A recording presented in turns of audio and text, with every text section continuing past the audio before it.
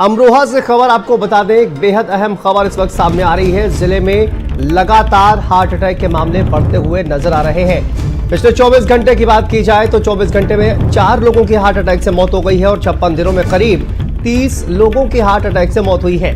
दिल की धड़कन रुकने से कई लोगों में दहशत का माहौल है। अमरोहा जिले में रोजाना हार्ट अटैक के मामलों की संख्या बढ़ती जा रही है और देखिए पिछले 24 घंटे में ही 4 लोगों की हार्ट अटैक से मौत हो गई। ये तस्वीरें आप देखिए, चलते फिरते किस तरह से हार्ट अटैक से लोगों की जान जा रही है। अमरोहा जिले की बात की जाए, 24 घंटे में 4 लोगों की हार्ट अटैक से मौत हो गई।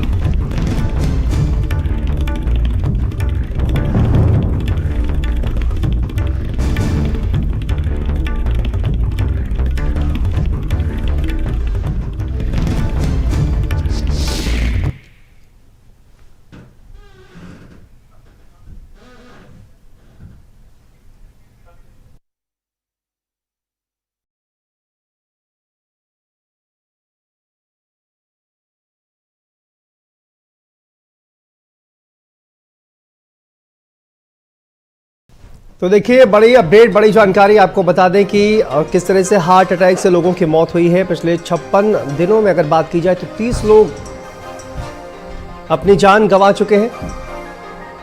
24 घंटे में 4 लोगों की हार्ट अटैक से मौत हो गई है और चलते फिरते किस तरह से, ये देखिए तस्वीरें आप, बेहद हैरान करने वाली, परेशान करने वाली ये तस्वीरें सामने आ रही हैं। न सिर्फ अमरोहा बल्कि देखिए कई जिलों में, पूरे भारत में इस तरह की तस्वीरें सामने आ रही हैं।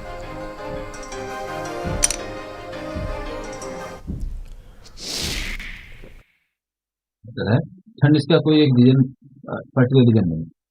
ये जो मैंने चीज बताई कि सीडेंटरी लाइफ, स्मोकिंग, स्ट्रेस और फैट वसा खाना, साथ में एक फैमिली हिस्ट्री, ये 5 चीजें जो होती हैं उनकी वजह से।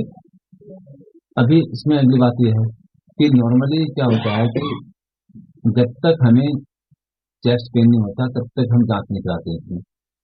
ईसीजी में चेंज तब आते हैं जब जिस समय इस्चीमिक और फैटमेंट, जिस समय आर्टरी नैरो होने की वजह से या पार्ट ब्लॉक होने की वजह से मसल्स पे उसका इफेक्ट आता है, तब उस पर ईसीजी चेंज आते हैं।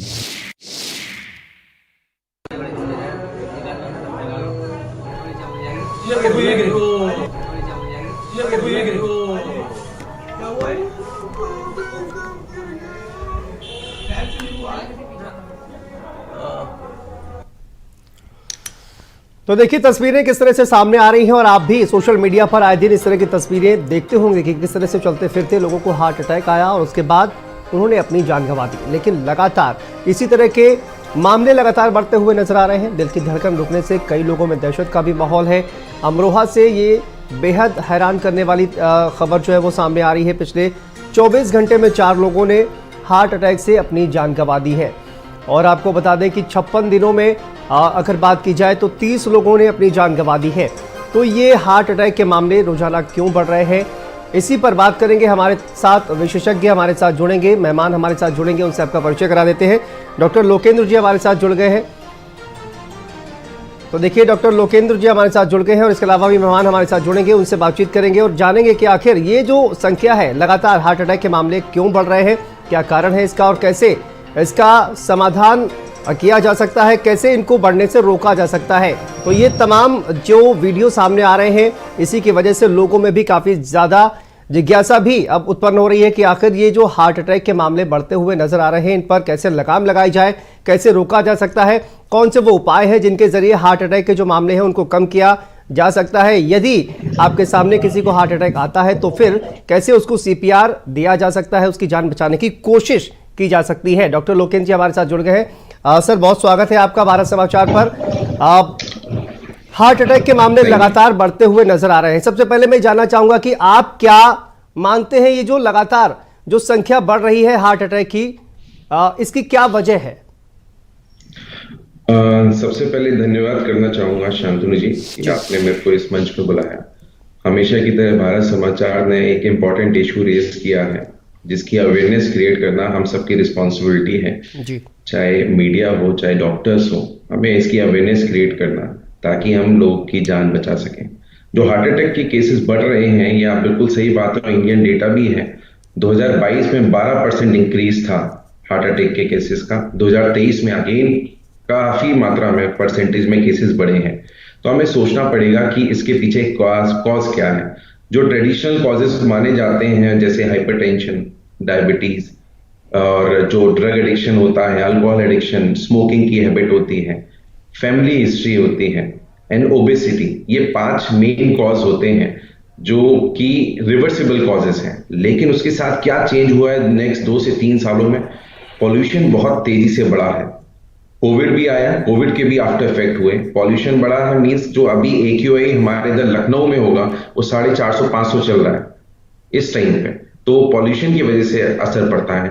एंड 2 मेन कॉज हैं, एक जो हमारा फ्रूट्स एंड वेजिटेबल का इंटेक है वो सिग्निफिकेंटली कम हो गया है, एंड दूसरा जो तली भुनी चीजें होती हैं, जो फैटी फूड्स होते हैं, जो जंक फूड होते हैं, टिन पैक्ड फूड्स होते हैं, उसका कंजप्शन बढ़ गया है। तो इस वजह से ओवरऑल जो यंगर जनरेशन में हार्ट अटैक हो रहे हैं उसका इंसिडेंस और प्रिवलेंस बढ़ गया है।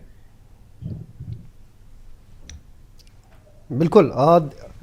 डॉक्टर बलवीर सिंह जी भी हमारे साथ जुड़ गए हैं। डॉक्टर बलवीर जी, आपका बहुत स्वागत है भारत समाचार पर।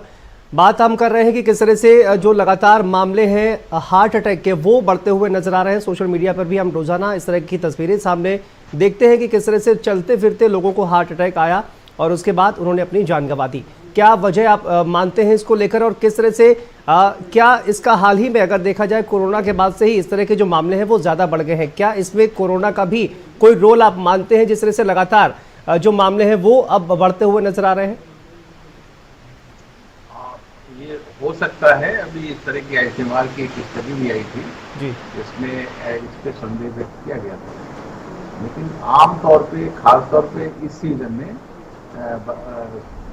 सर्दी के सीजन में, जो लोग ऑलरेडी काफ़ी स्मोकिंग करते हैं, सेडेंटरी हैबिट है, एंग्जाइटी में है, डायबिटीज है, ब्लड प्रेशर है और हाइपरलिपिडेमिया है, इसके साथ साथ और बहुत सारी बीमारियां हैं उनके साथ एसोसिएटेड रहते हैं, तो इन लोगों को रिस्क हार्ट अटैक का ज्यादा बढ़ जाता है।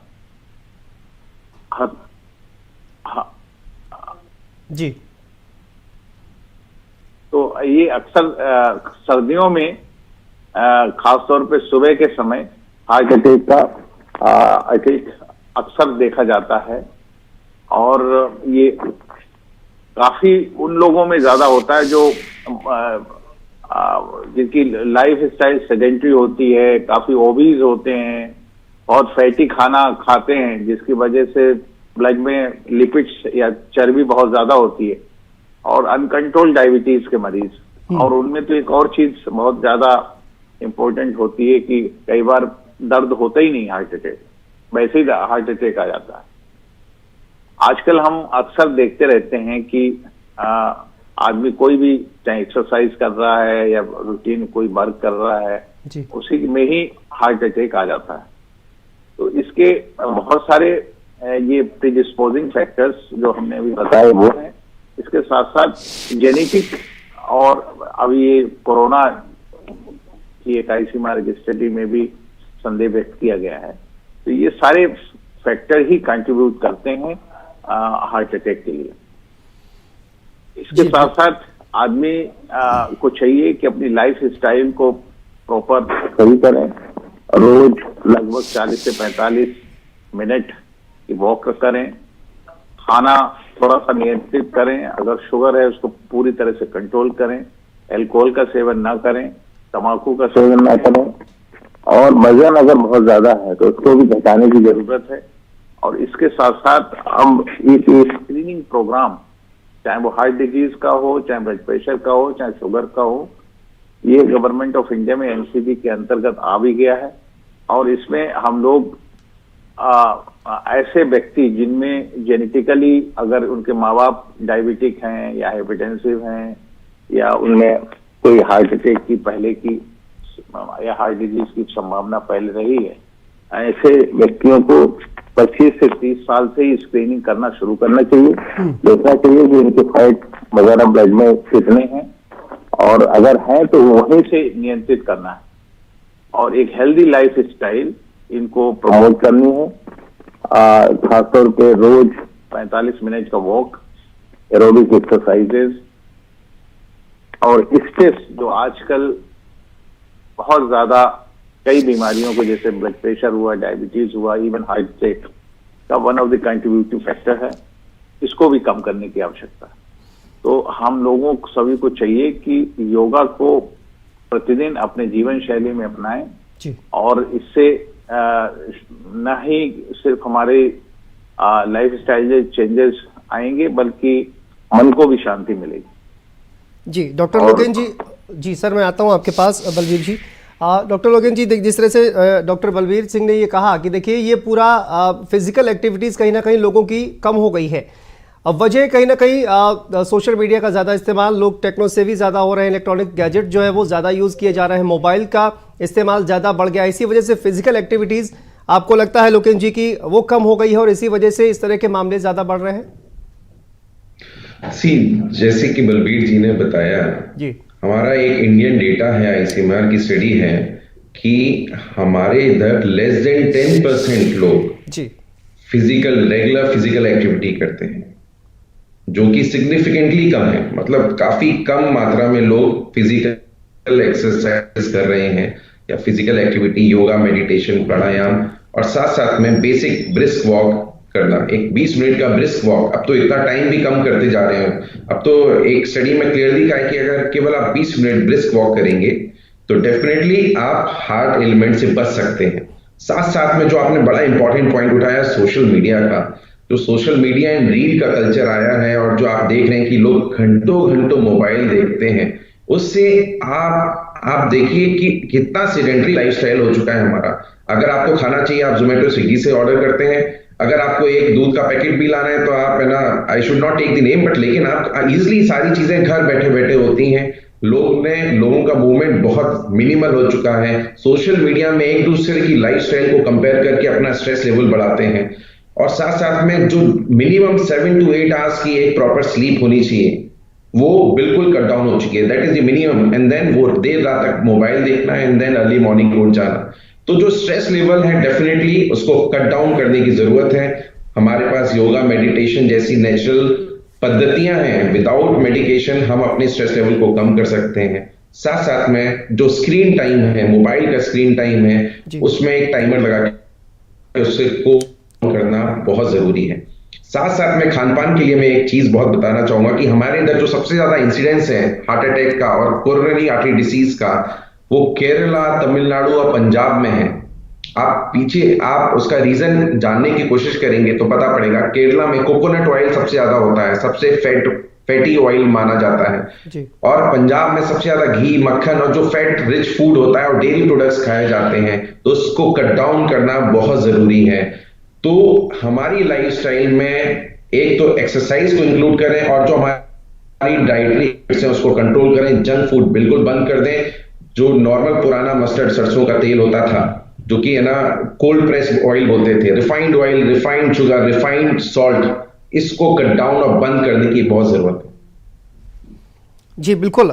डॉक्टर बलवीर जी, देखिए जिस तरह से कहा ये तमाम फिजिकल एक्सरसाइज और क्या लोग आजकल क्या खा रहे हैं इस पर भी बहुत ज़्यादा प्रभाव पड़ता है, लेकिन ये एक और वजह निकलकर सामने आती है कि हीमोग्लोबिन का जो स्तर है वो अगर बढ़ जाता है तो भी हार्ट अटैक के खतरे बढ़ जाते हैं। तो इसको कैसे जो लोग हैं वो पहचानेंगे और इसका क्या उपाय कर सकते हैं इसको रोकने के लिए? नहीं, हीमोग्लोबिन तो एक्चुअली ब्लड का कोगुलेशन जैसे होता है। क्या हम लोगों का जो हार्ट की सप्लाई होती है वो कोरोनरी आर्टरीज के द्वारा होती है। उन कोरोनरी आर्टरीज में अगर ब्लड गाढ़ा हो गया तो उनकी जमने की क्षमता जो है कोरोनरी मर जाती है। जैसे ही ब्लड जमेगा तुरंत ही आदमी को या तो पेन आएगा या पेन नहीं भी हो सकता है, लेकिन हार्ट अटैक मर जाएगा जी। तो इसलिए अगर हीमोग्लोबिन बढ़ने का कोई भी कारण हो और इतना ज्यादा बढ़ गया है जिससे कि ब्लड कोगुलेशन प्रोफाइल ही हैम्पर हो रही है, तो ऐसी स्थिति में कोरोनरी आर्टरी में थ्रोम्बोसिस की वजह से हार्ट अटैक होने के चांसेस बढ़ जाते हैं जी। और देखिए लगातार कहा जाए कि इस तरह के जो आंकड़े हैं वो बढ़ रहे हैं। एक रिपोर्ट जो है वो सामने जिस तरह से आई, आपको बता दें कि ब्रेन जिस तरह से ये जो पूरा जो आंकड़े एक तरह अचानक से बढ़ गए हैं, 32,000 2022 की जो रिपोर्ट है वो ये कहती है कि 32,000 हार्ट अटैक के मामले लोकेंद्र जी वो सामने आए हैं। और इसी तरह से 2021 में हालांकि थोड़ा कम हुआ, 28,000 के समथिंग आंकड़े जो है वो सामने आए, लेकिन लगातार ये जो आंकड़े हैं वो बढ़ते ही जा रहे हैं। और अब वीडियोस भी सामने आ रहे हैं, क्योंकि पहले शायद सोशल मीडिया का ज़माना नहीं था और इसी वजह से जो वीडियोस हैं वो लोगों के सामने नहीं आ पा रहे थे। तो क्या दिख रहा है इस वजह से ज़्यादा लग रहा है कि हार्ट अटैक के मामले बढ़ गए हैं, या फिर जो वास्तव में मामले जो है वो ज़्यादा बढ़ गए हैं? और फिजिकल एक्सरसाइज भी आपने जिस तरह से कहा कि एक्टिविटीज़ जो है वो भी कहीं ना कहीं लोगों की कम हो गई हैं। नहीं, देखिए, डेफिनेटली सोशल मीडिया के अपने एडवांटेजेस हैं। इस सोशल मीडिया को हमें पॉजिटिवली यूज करना है और लोगों में अवेयरनेस क्रिएट करनी है, क्योंकि जैसे आपने सोशल मीडिया में आपके पास वीडियो है, आपने ये चर्चा ऑर्गेनाइज की, तो उसके थ्रू लोगों के अंदर अवेयरनेस आएगा, लोग ज्यादा और जागरूक होंगे। बट लेकिन डेफिनेटली इसके इंसिडेंसेस और प्रिवलेंसेस बड़े हैं और इसके केसेस रजिस्टर भी हो रहे हैं। अच्छी बात यह है कि अब हमारे इधर रिसर्च ज्यादा बड़ी है, ज्यादा बेटर हो रही है, उसके केसेस रजिस्टर हो रहे हैं। बट लेकिन अगर केसेस हैं तो उसका सॉल्यूशन और प्रिवेंशन करना भी हमारी रिस्पॉन्सिबिलिटी है। और बीइंग अ डॉक्टर अगेन है ना, हमारी रिस्पॉन्सिबिलिटी होती है कि हम जागरूकता फैलाएं। जो रेगुलर स्क्रीनिंग है, रेगुलर स्क्रीनिंग, जैसे अगेन डॉक्टर बलबीर जी ने बताया, एक regular screening after the age of 40 बहुत मस्ट है। साल में एक बार आपको आफ्टर द एज ऑफ 40 आप बेसिक ईसीजी एंड इको कराएं। और स्पेशली उन पेशेंट्स में और उन लोगों में जहां पे फैमिली हिस्ट्री इज पॉजिटिव, जहां पे फैमिली में किसी को हार्ट अटैक आया हो, मदर को, फादर को, ग्रैंड मदर को, ग्रैंड फादर को, तो वहां पे आपको पता होना चाहिए कि हाँ उनकी, क्योंकि फैमिली हिस्ट्री और genetic predisposition again it's very common, तो उसमें हम रोक नहीं सकते, लेकिन स्क्रीनिंग से उसको हम बचा सकते हैं और प्रिवेंट कर सकते हैं। तो हमें सोशल मीडिया का सही यूज करना है और उसको जागरूकता और अवेयरनेस को क्रिएट करना है। सर, ये कहा जा रहा था कि देखिए वैक्सीनेशन जब से हुआ है कोरोना का, उसके बाद से मामले लोकेंद्र जी ज़्यादा बढ़ गए हैं। क्या वैक्सीन से इसका कोई संबंध आपको नजर आता है? देखिए, कहीं पे अभी भी स्टडीज हुई हैं, उसमें कहीं पे भी कोई डायरेक्ट लिंक नहीं है। तो ऐसा कोई भी ये सारी चीजें अभी जब तक प्रूव नहीं होती हैं तब तक हम ये नहीं बोल सकते हैं कि वैक्सीन की वजह से है। ये जरूर हो सकता है कि जिसको कोरोना हुआ है, जिसको कोविड हुआ है, उसमें खून के थक्के जमने की प्रोपेंसिटी, मतलब एक स्टडी में आईसीएमआर की, मतलब जिसमें बताया गया है कि खून के थक्के उसमें बनने के चांसेस थोड़े से ज्यादा रहते हैं as compare to normal people. तो जिनको कोविड हुआ है उसमें हो सकती है, बट वैक्सीन से इसका कोई लिंक अभी तक है ना किसी भी स्टडी में नहीं प्रूवन है। तो इसलिए बेटर है कि हम वैक्सीन की वजह से कितने लोगों की जान बची है, तो वैक्सीन को तो लगवाना कंपलसरी है। कोविड में या कोई भी अन्य बीमारी हो जहां पे प्रूवन केसेस होते हैं, चाहे वो सर्वाइकल कैंसर हो चाहे कोविड हो, उसमें वैक्सीन बहुत इंपॉर्टेंट है। बिल्कुल लोकेंद्र जी, मैं ये भी जानना, इसी वजह से मैंने ये सवाल भी पूछा कि कई लोग जो है वो वैक्सीन लगवाने से भी मना करते हैं क्योंकि इसी तरह के मामले सामने आए हैं। तो आपने स्पष्ट कर दिया है कि वैक्सीन से किसी का कोई खतरा जो है वो नहीं होने वाला, इससे जान कोरोना से बचाई जा सकती है। बलबीर जी, ये देखिए, पहले अगर देखा जाए तो 50 साल या फिर उससे ज़्यादा की उम्र में जो हार्ट अटैक के मामले थे वो जनरली देखे जाते थे, लेकिन अब यंग एज में भी आपने देखा कि किस तरह से मामले हैं वो सामने आ रहे हैं। तो इसकी क्या वजह हो सकती है? और यंगस्टर्स भी है, आपने देखा कि जिम करते हुए या फिर सड़क पर चलते हुए इस तरह के मामले भी अब सामने आ रहे हैं। नहीं, बिल्कुल ये सही बात है कि यंग, पहले ये डिजीजेस 40+ में ज्यादा होती थी, लेकिन आज के सिनेरियो में ये यंग पॉपुलेशन में ज्यादा हो रही है जी। और उसका सबसे बड़ा रीजन वही है, सेडेंटरी लाइफ स्टाइल, खान पीन और जेनेटिक प्रीडिस्पोजिशन, इसके साथ साथ डायबिटीज, ब्लड प्रेशर का अर्ली उम्र पे आ जाना। और हम लोग खास तौर पे जितने आजकल अपने देश में देखा जाए तो डायबिटीज हर 7th आदमी में डायबिटीज है। इसी तरह से ब्लड प्रेशर और स्ट्रेस, ये सब चीजें कंपाउंड कर देती हैं, कोरोनरी आर्टरी डिजीज को प्रीडिस्पोज करती हैं। और हमने अपने अभी तक के कैरियर में लगभग सडन कार्डियक डेथ एक कॉज जो पढ़ाया जाता था कि जिसमें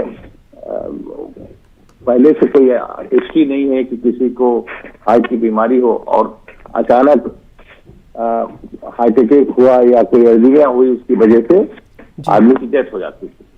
तो वो चीज आजकल हम लोगों को रूटीनली देखने को मिल रही है, खासतौर पर यंग लोगों में देखने को मिल रही है, क्योंकि उनमें तो जागरूक होने के साथ साथ अपनी फिजिकल फिटनेस प्रॉपर नहीं कर पा रहे हैं और जल्दी डायबिटीज, ब्लड प्रेशर या स्मोकिंग की हैबिट, अल्कोहलिज्म, ये ऐसी बीमारियां हैं, उनकी वजह से एक्सेसिव प्रोसेस और ज्यादा फास्ट बढ़ती है शरीर में और ये हार्ट अटैक या सडन कार्डियक डेथ के इंसिडेंस बढ़ जाता है।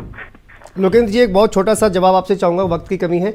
देखिए, जब इस तरह के मामले अगर मान लीजिए कि किसी के सामने इस तरह की घटना होती है तो क्या सीपीआर देकर उसकी जान बचाई जा सकती है? एटलीस्ट कोशिश तो की जा सकती है। बाकी जो डॉक्टर्स हैं वो अपना काम करेंगे, तो सीपीआर कितना महत्वपूर्ण है और लोगों को किस तरह से आप समझाना चाहेंगे कि अगर इस तरह का मामला सामने आता है अचानक से, तो सीपीआर कैसे देकर उनकी एटलीस्ट हेल्प की जा सकती है?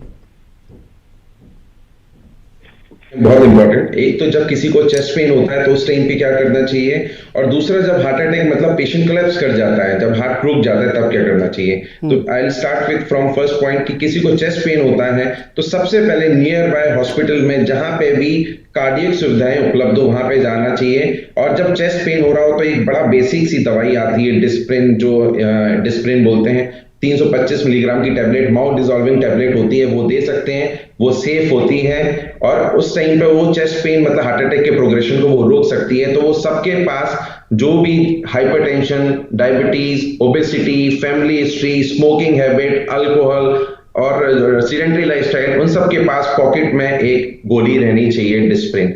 दूसरा, आप नियर बाय ऐसे अस्पताल में जाएं जहां पे कार्डियक सुविधाएं उपलब्ध, जहां पे एंजियोग्राफी, एंजियोप्लास्टी की सुविधा उपलब्ध हो। साथ साथ में अगर कार्डियक अरेस्ट हो जाता है, मतलब पेशेंट बेहोश हो जाता है, उसका हार्ट नहीं चल रहा होता है, वो सांस नहीं ले रहा होता है, उस टाइम पे आपने बहुत अच्छा पॉइंट उठाया कि basic life support means CPR करना बहुत इंपॉर्टेंट है। वो आप किसी की जान बचा सकते हैं। उसमें सीपीआर में सबसे इंपॉर्टेंट कंपोनेंट होता है चेस्ट कंप्रेशन। उसकी एक प्रॉपर ट्रेनिंग हमने एक सोसाइटी बनाई है, society of acute care trauma and emergency medicine, सेक्टम के नाम से।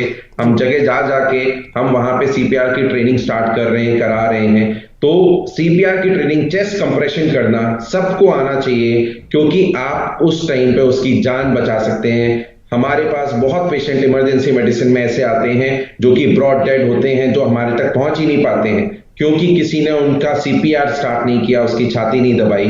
क्योंकि अभी मैं इस माध्यम से सिखा नहीं सकता हूं, बट लेकिन अगर आपको इसकी जागरूकता, अवेयरनेस क्रिएट करनी है तो थ्रू आवर सोसाइटी सेक्टिम हम वहां पे सीपीआर की ट्रेनिंग ऑर्गेनाइज कर सकते हैं और साथ साथ में फर्स्ट रिस्पॉन्डर कोर्स होता है, हम वो ऑर्गेनाइज कर सकते हैं।